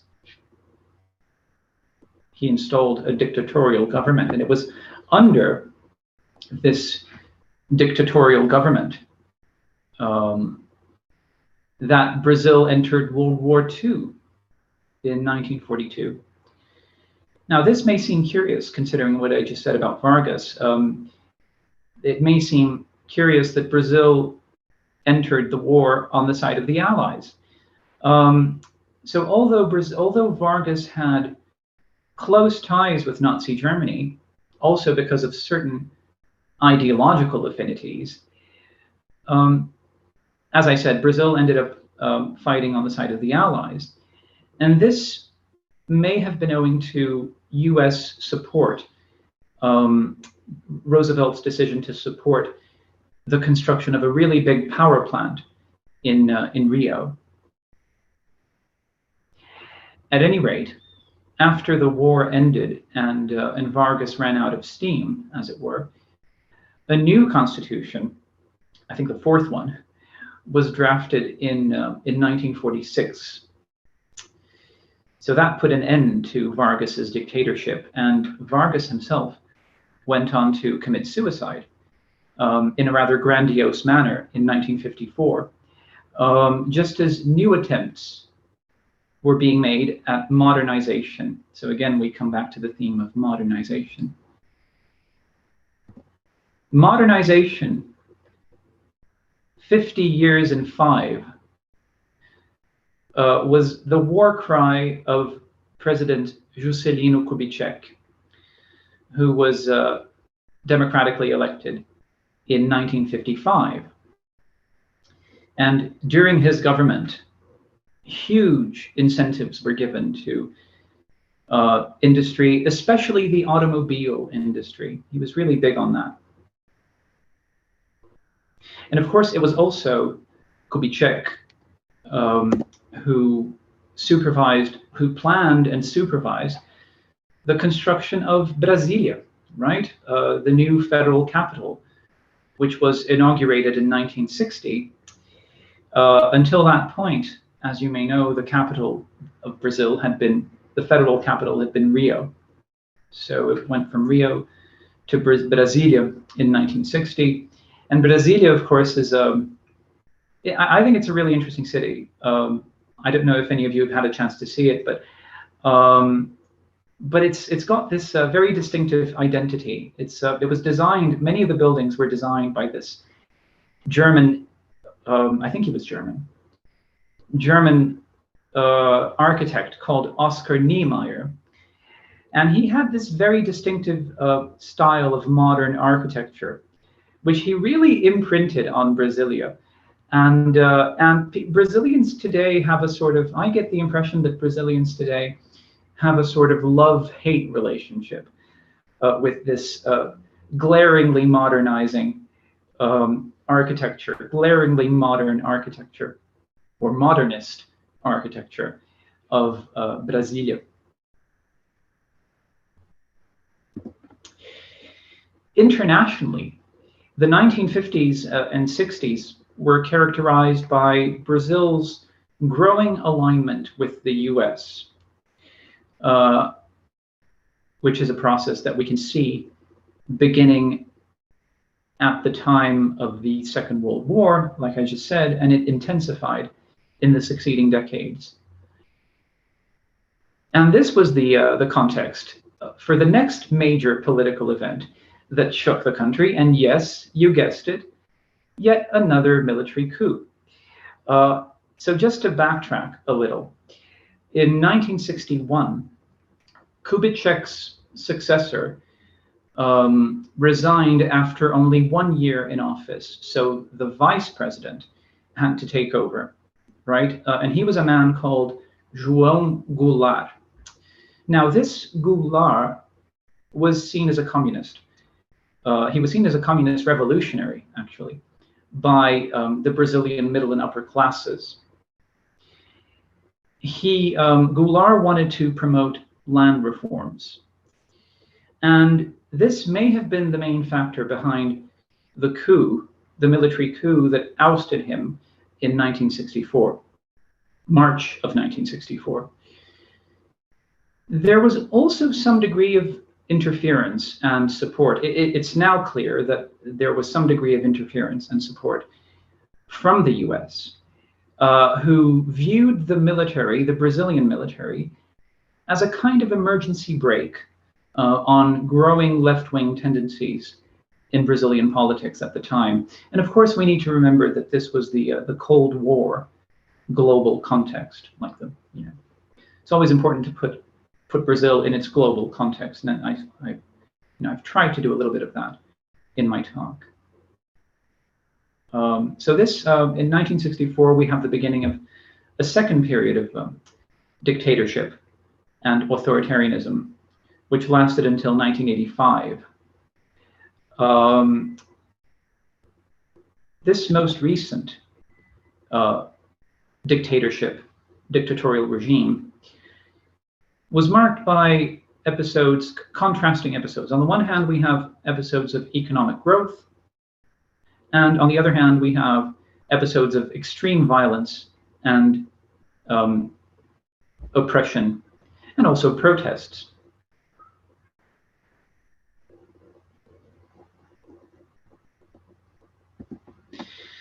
These protests were sometimes peaceful, and they were sometimes not so peaceful. Some of them took the form of guerrilla warfare. The Araguaia guerrilla, as it's known, was basically a communist-inspired movement that was led by middle-class university students from São Paulo who decided to take up arms. And their aim was to bring about a kind of grassroots peasant revolution, following more or less the Maoist model, if I'm not mistaken. So a kind of grassroots from the bottom up, working from the deep hinterlands of Brazil. So they went into the hinterland, like they went up to the close to the Amazon area, and they had this plan to start the revolution from the bottom up, but that failed. And the guerrilla was crushed.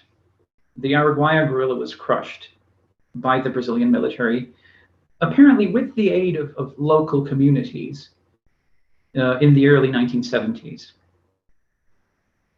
So now we come to the final bit of my talk, which is going to be shorter than the other three. Where do we go from here? Well, like I said, I'm going to leave the really complicated current affairs stuff to my colleagues. But I just wanted to finish by just wrapping things up. The re-democratization of Brazil began in 1984 when a series of mass protests throughout the country demanded the return of direct presidential elections, which had been suspended. Since then, since 1984, Brazil has had more or less balanced periods of right and left-wing governments, as you know. And although some progress has been made, there are still very serious challenges that the country needs to overcome. Right? Perhaps one of Brazil's biggest challenges is coming to terms with its slave-owning past, right? Which still makes itself felt nowadays in the form of racism, social inequality, the lack of a communal spirit, one might say, and also authoritarian tendencies. So those guiding threads that I mentioned at the beginning are now being picked up. And as I pointed out in the beginning of my talk, dealing with these issues involves not only political measures, such as passing laws and enforcing them. Those are obviously very important things. But dealing with these issues also involves changing people's basic outlook on what a society should be. And I think that the study of history has a big role to play in that respect. And I want to finish by saying a few words about that. While history shows us that we're a product of the past, it also shows us that we're not prisoners of our own past or of other people's past, for that matter. To be sure, history is all about asking questions. This is something I really want to stress. It's all about asking questions.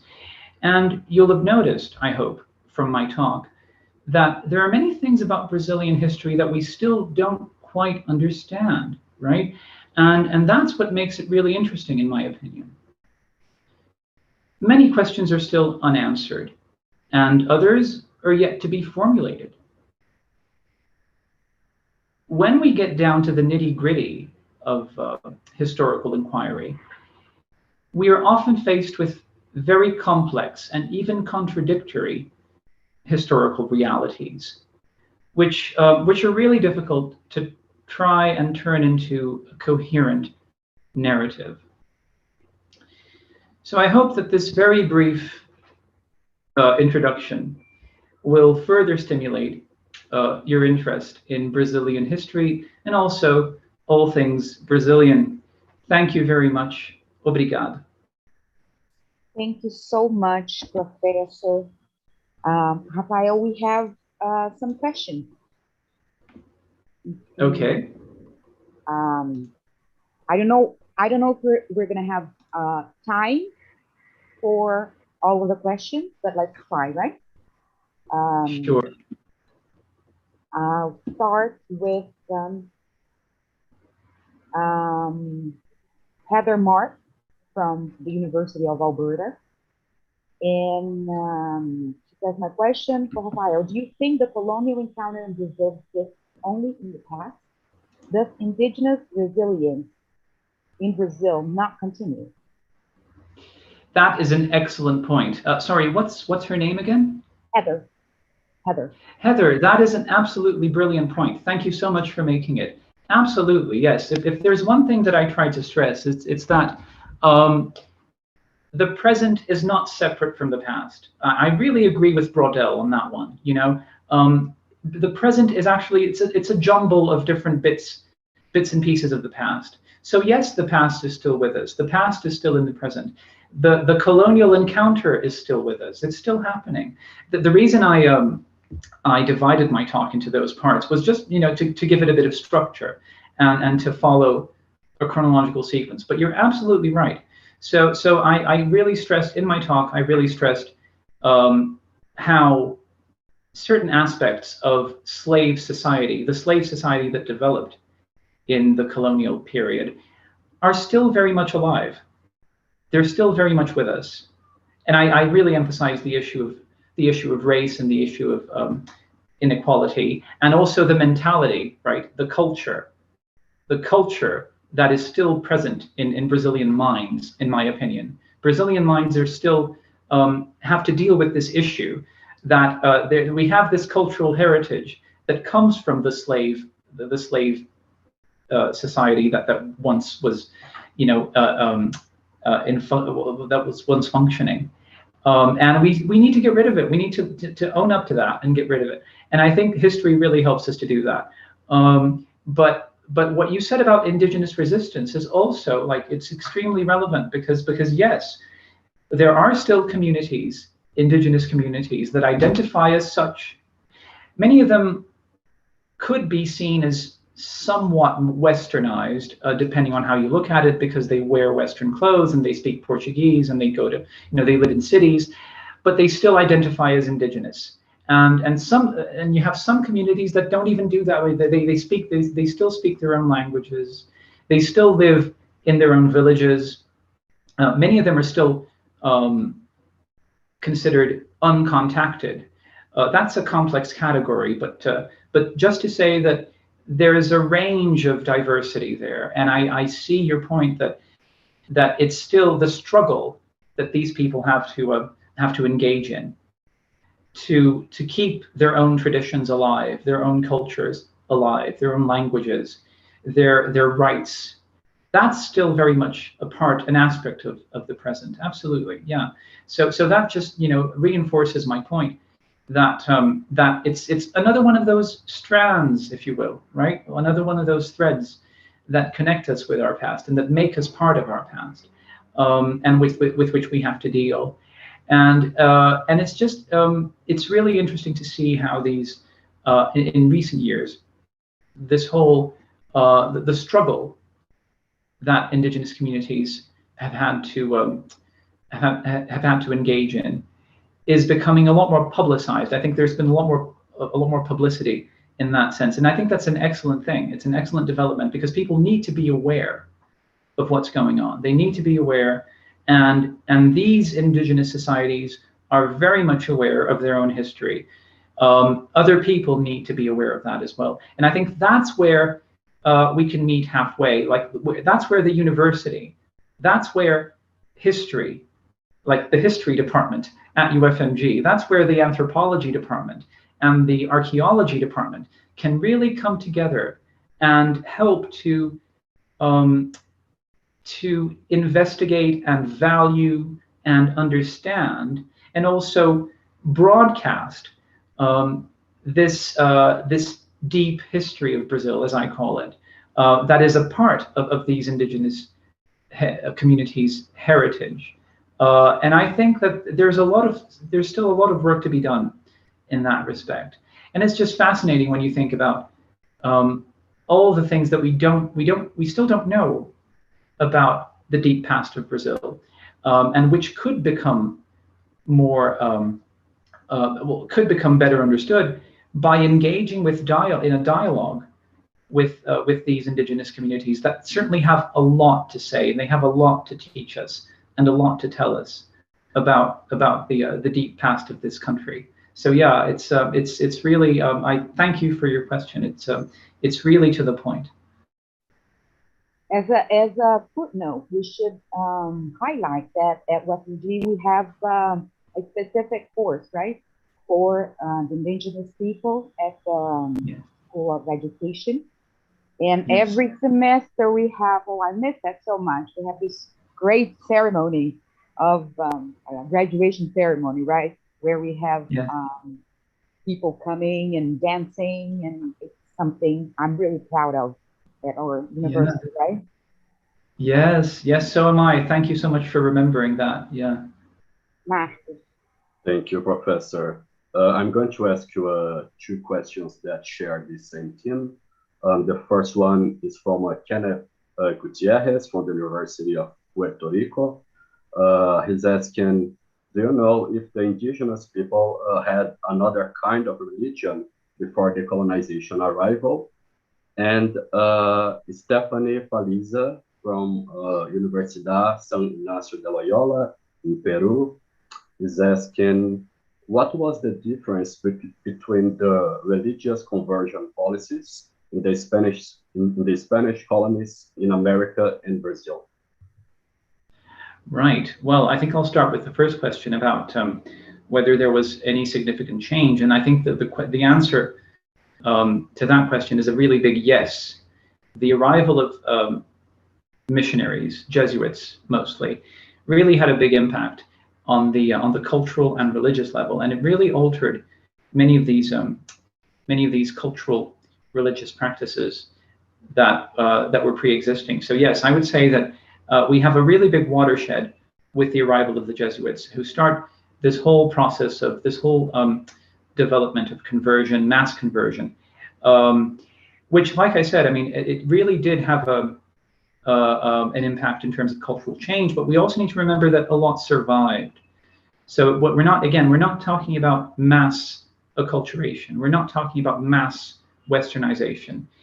Also because there is some evidence that these indigenous communities, once they became formally converted to Catholicism, actually, in a sense, reinterpreted certain Catholic symbols and certain Catholic beliefs. And this is something that you also see happening amongst the enslaved African populations, in the sense that they would come into contact with these Christian symbols, these Christian beliefs and iconography, and they would re-signify these images. They would reinterpret these objects and these symbols, to the extent that you have nowadays certain types of religion in Brazil that are that bring together elements of earlier traditional, shall we say, African religions and Christian iconography, Christian symbolism, in the sense that certain images of Catholic saints are identified with African deities. So you have like a reinterpretation of Catholic imagery and Catholic beliefs according to traditions, African traditions. So it's really interesting. And we have indications that similar developments happened amongst the indigenous populations, the indigenous communities that were converted. So there's a lot still that we don't quite understand, and it's an area that's being intensely studied, both by historians as well as by anthropologists and sociologists. So you're going to hear probably in the succeeding lectures about Brazilian culture. I'm not sure if there's going to be one about Brazilian culture, but certainly the one about Brazilian society is going to approach topics such as this, you know, religious,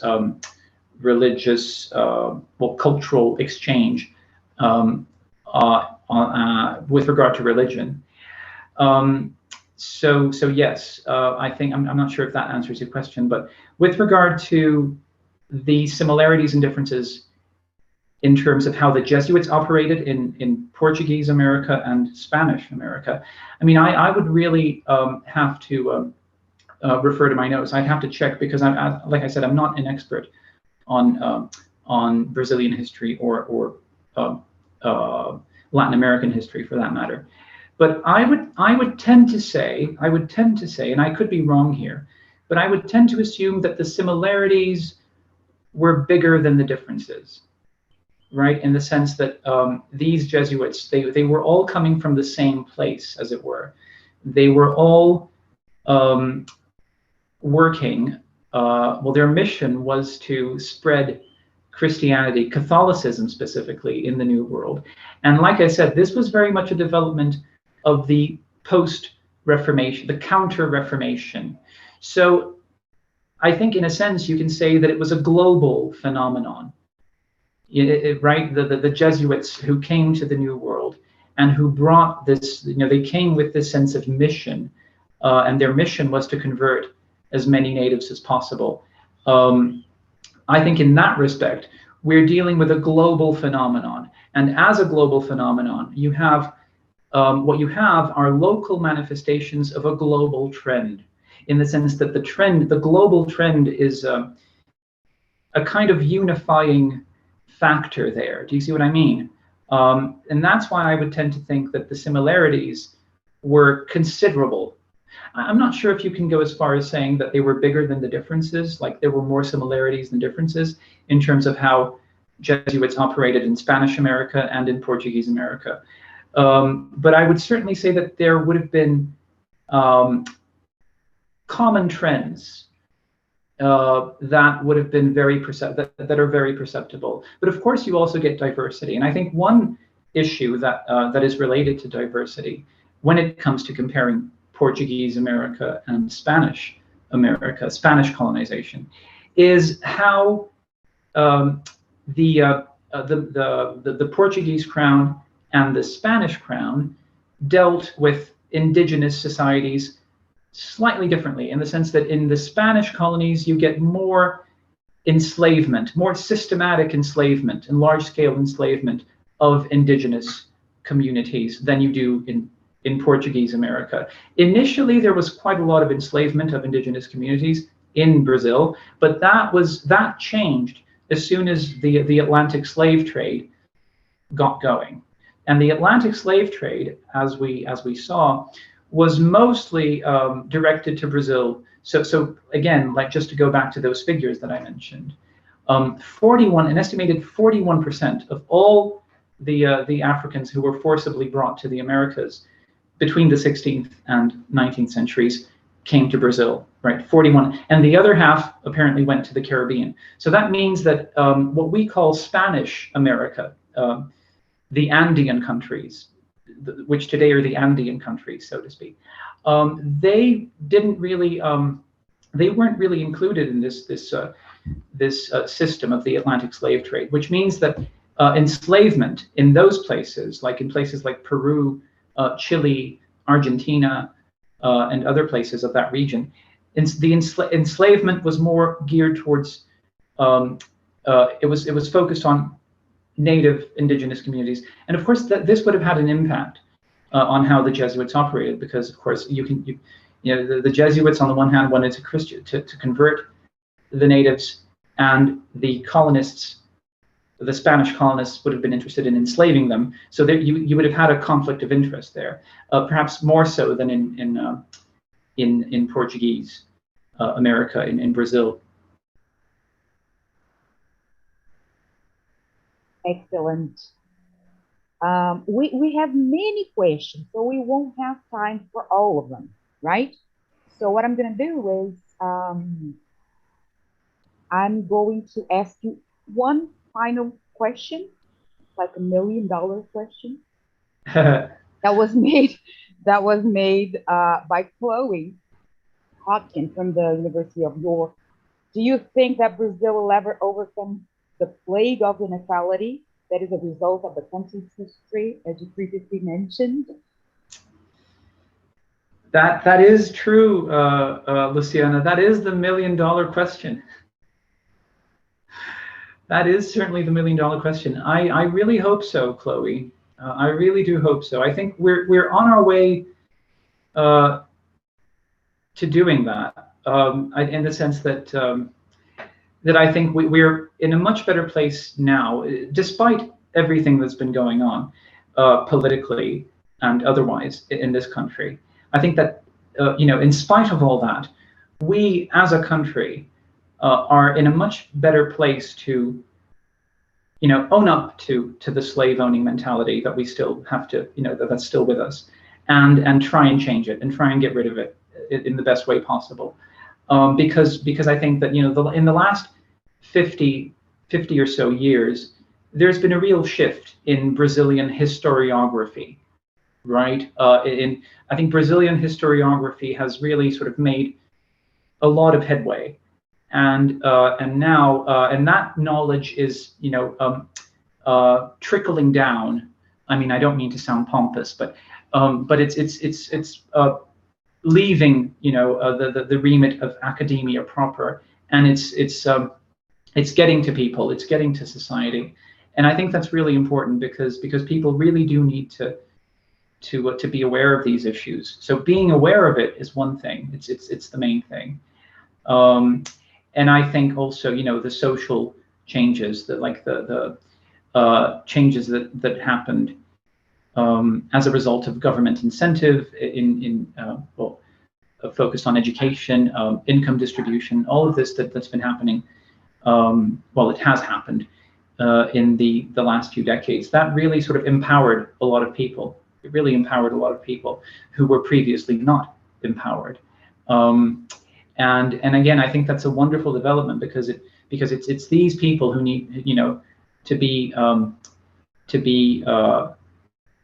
aware, and I think history is probably the best way that we can achieve that. It's interesting when you think about how the Brazilian society now is coming to terms. I think it's coming to terms with things that for a long time remained sort of hidden, or not really talked about. And I think, so yes, I think we're on our way there, but I think there is still quite a lot of ground to cover, and at the same time, we also need to realize that history is not an answer to everything. And history, if anything, is about asking questions. And we can't always answer the questions that we formulate in our own lifetime. And we need to look ahead, right? We need to look ahead and realize that it's a really slow and drawn out process. And I don't know, I tend to think that the change it can be instituted from the top down, but I don't think it always necessarily works when it's done like that. You know, I think it's about people changing their own worldviews and changing their own mental habits. I think that has a really big part to play. And I think that's where education comes in. I think that's where education can really help. Because like I said, we need institutional measures. We need laws. We need anti-racism laws. Of course we do. We need legislation. We need enforcement. We need that sort of thing. But it's not enough. You know, people need to look at themselves and change the way they behave, and ask themselves, why am I behaving like this? You know, why am I paying this much to this person? That kind of thing. And I think it's slow. It's not something that changes from one moment to the next. And I think when you try and do it from one moment to the next, you might end up with more problems than you had to begin with. So yeah, that's more or less some of the things that I think about that. But I think your question really sums up the idea, or at least the yearning that I wanted to convey to you through this talk. But I didn't. We also need to look at the other stuff, right? So I'm always afraid that these lectures are going to end up sounding really negative, you know, partly because Brazil's history is very negative. We have all these issues and suffering and problems, and we can't turn a blind eye to them. Absolutely not. But I don't want it to sound as, you know, all negative. And so we need to look at the positive side as well. And I think in that sense, resilience, persistence, resignification, like new cultural developments, new cultural encounters, and all these interesting, rich results of these cultural encounters are things that also need to be taken into account. So like as in any other society, you know. So yeah, not sure if that answers your question. I don't have an answer to that question. That's why it's the $1 million question, as Luciana put it. Yeah. But it's but yeah. very hard not to be negative under the circumstances. Yeah, exactly, especially in the current scenario. But anyway, yeah. Now we have Tomás. Do you want? You said you wanted to say something. How do unmute? Can you do that, Ma? Unmuting. I did. I think I just did. Can you hear me? Yes. First of all, I thank you, Rafael. It was a very good class, very comprehensive, very understanding class. A lot of topics, very important. And I wrote a lot of topics about your class when you were talking, and I had a lot of things to say. It's not enough time, I know. I will try to be fast. I think it's important, like Jessica wrote in the chat, that when we had classes, we had history classes, we learned everything Rafael told here, but in other ways. And it's important, right, that history is written by the winners. And when we was taught for history, we didn't have like Afro-American history. We didn't have indigenous history. They even told the history different, and they erased a lot of things that Rafael told, it's a very bad, right? We feel here it's a really dense history, dark history, but we need to learn it to not repeat our errors. And it's happening, right?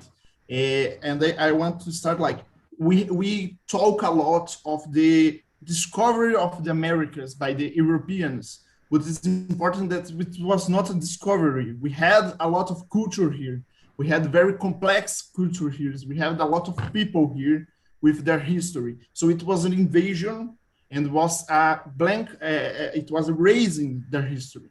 And the mixture of Brazil history was made of rape history. I think this is important to tell, right? The Portuguese, they bring, and the Spanish, they bring disease to kill indigenous people. They bring code just to erase some native peoples. And they gave like mirrors that they didn't know to change with prime material. And the mixture that we have here, the bringing the enslavement of African native people and the mixing with the indigenous people, it was majority from rape culture. It was almost none was contagious. Almost every time it was a rape matrimony. And we had a long time to about the Jesuits and the Europeans saying that they didn't have souls, so they could do this. They were like animals. They took indigenous people and put them on cages to show in the zoo in Europe, because they were treated, have until today happening this type of things, that people go to the Amazon to see the indigenous people, and then indigenous people take a cell phone and they say, no, you can't be indigenous people because you use a phone, because you use clothes. We have a lot of, we have this mixing, we have indigenous people that live in the middle of the Amazon that has no contact with our culture, but we have a lot of indigenous people that live in the city that take works, but they have their culture. And we have, like the people said here, we have indigenous people that come to the university once a year to study, so they don't mix their culture. They go back to their families, their aldeia. I don't know how to translate this. And it's very important to specify these things, the culture that happened, and it's happening until today. Bolsonaro and a lot of people today try to stop to take out their lands. That we try to there is policies to preserve the lands, and they try to take it. And it's even this land is a small part of Brazil. It's a very small part of what they had a long time ago. In the dictatorship of Brazil, they killed a lot of indigenous people. And it continues. It's important to talk to in the liberty of the slaves in Brazil. There was a program to the royal family liberated the slaves, but they liberate without any program to insert them in society. So they said there is no more slavemen in Brazil, but there's no more slavemen, but you are going to the streets and you are going to come back to work for us for like 1 cent per hour, and you are gonna even there you are gonna owe us for your liberty. So the liberty, the enslavement culture is alive until today.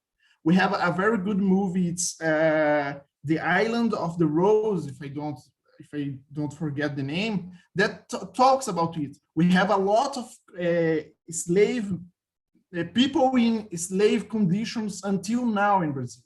And it's yeah.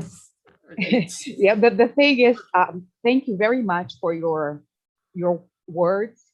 And we need to finish it up because of the other classes that we're having at 11:30, right, Mark? 11:15?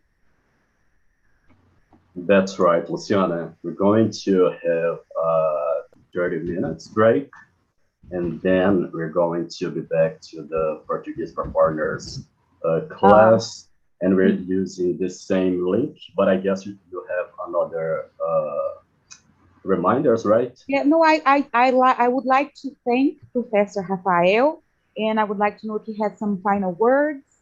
Thank you so much for your presence. It's been such an enlightening session, as usual. I had the privilege of of attending other of your sessions, and it's always such a great privilege to have you with us. Well, it's always a great privilege to be here, Luciana. Thank you so much. I'm always honored to receive the invitation. It's always such a thrill for me, and I'm really happy. It's you know, anytime, just you can count on me. I just, yeah, well, I think, you know, thank you so much for all the questions and comments. And if anybody wants to get in touch, like if anybody has another question that they didn't get a chance to ask, so now I left my email address in the chat. I dropped it off in the chat, and I think it's going to get well, it's in there somewhere. So or maybe you can maybe forward it to the students through some other channel, just in case, you know, in case anybody wants to get in touch, you know, and ask other questions or clarify additional points. Feel free to do that. I'm at your disposal. Thank you very much, Professor. And then I have some remarks for the students. Tomorrow we're gonna have a movie club session, so we would advise you to watch the movie Sergio, and you know, raise some questions on that. And if you have any doubts, we're gonna have Daniel Dreyfus.